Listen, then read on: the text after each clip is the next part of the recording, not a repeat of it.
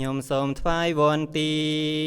ព្រះសាស្តាដ៏មានបុណ្យនឹងសូមគោរពគុណគ្រាព្រះអង្គចូលចាងឋានមកចាំតែមេដាស្រីស្រង្គីស្រកលយានកាលនោះមហាជនបានសុខសែមសានព្រោះបារមីប្រហងអាសាទមាសាពេញបរមីរកាជាឆ្នាំថ្មីសង្សេរីដល់ជននេះកាលបាន10ខែហើយ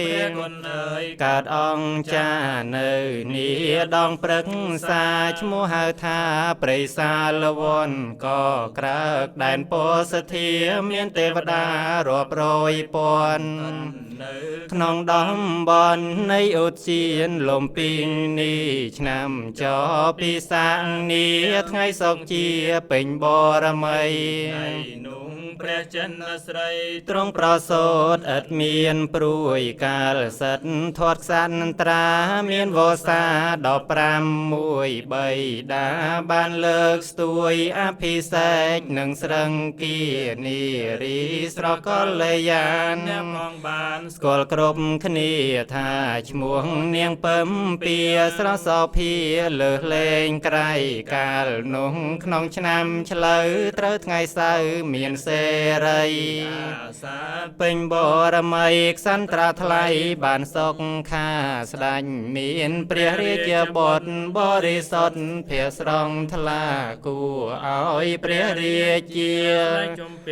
ចិត្តពេកក្រៃតែទ្រង់បានកាត់ផ្ដាច់ទ្រង់សម្រេចព្រះហង្រតីថាត្រូវកាត់អាល័យពីបទថ្លៃមួយគ្រាណាដាបានត្រាំងវិលរហាំងរកបុត្រាមកប្រងស្ងួនពុំងារចាសង្សារណាបុត្រថ្លៃ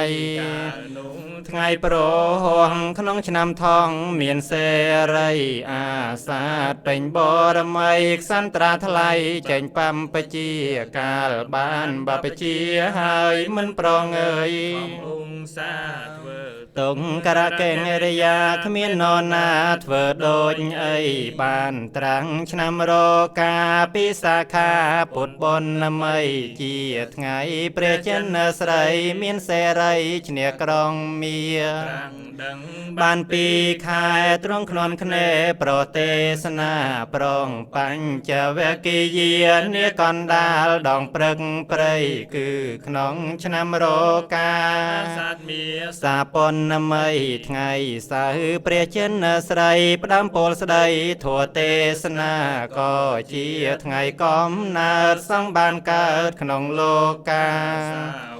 ព្រះសង្ឃស្ដាមានរហូតដល់សពថ្ងៃនេះថ្ងៃមួយនោះណាគួសោកាណាមចាំងថ្លៃថ្ងៃព្រះចិនស្រីកាត់ព្រះតីដាសង្ខាគឺក្នុងថ្ងៃអាទិត្យឆ្នាំសាញ់ពិតមៀសានៅចំពោះមុខមៀលាចេតដី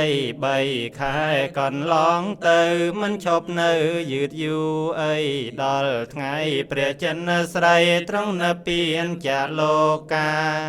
ក្នុងឆ្នាំនោះឯងមានកាលផ្សេងតែមាសាគឺខែពីសាងនេះថ្ងៃអង្គាពេញបរមីដោយអំណាចអនុភាពថ្វាយវន្ទានឹកគុណព្រះមុខនេះសូត្រប្រវត្តិព្រះសង្ឃស្ដាសូមឲ្យសម្រេចបុណ្យជាគុណល្អថ្លៃថ្លាអន្តោលក្នុងសង្សារសូមប្រាថ្នាជួបបណ្ឌិតសូមជួបព្រះសេអាជាសាស្តាដ៏ពិសិដ្ឋសូមចាំងធ្លុធัวពិតសំដូចចិត្តប្រាថ្នាហង